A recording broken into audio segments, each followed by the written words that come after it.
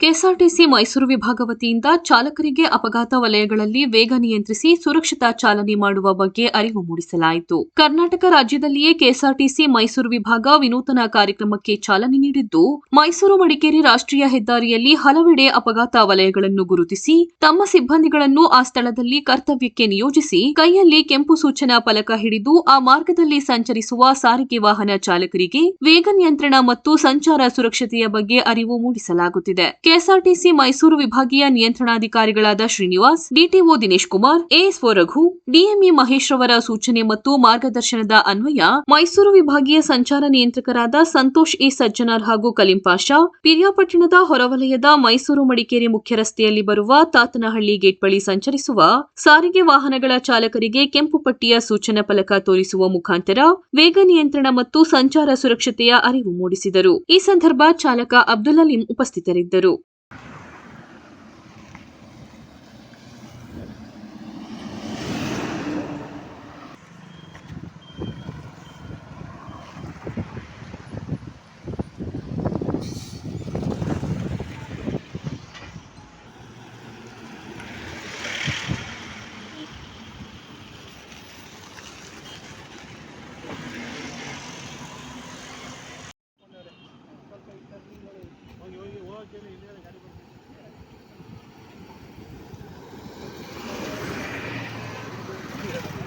ಈ ಕಡೆ ಒಳಗೆ ಹೋಗ್ತಾನೆ ಅವನು.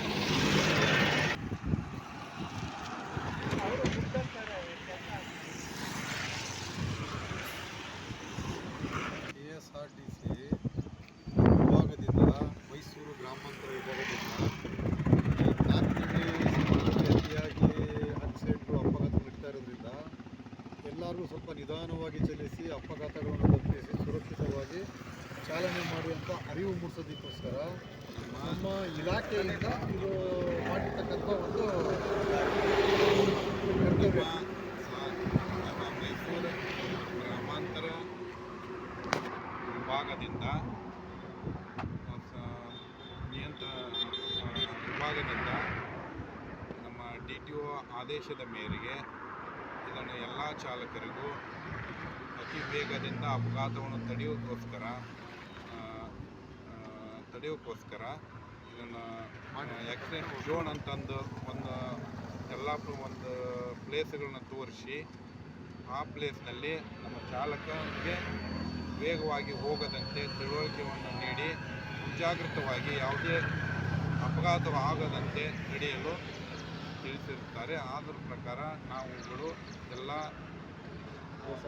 KSRTC ನಮ್ಮ ಏನು DLF ಗ್ರೂಪ್ ಇದೆ ಆ ಗ್ರೂಪಿನ ಎಲ್ಲ ಇದು ಕೂಡ ಬೆಳಗ್ಗೆ 8ರಿಂದ 10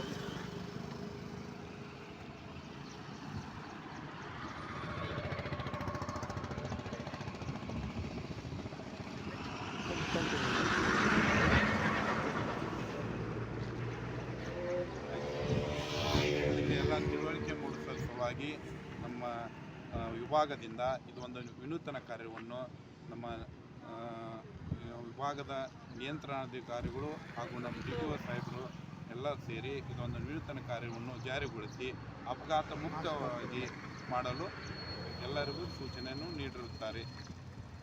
ಪಾಸ್ ಮಾಡಿಕೊಳ್ಳಿ.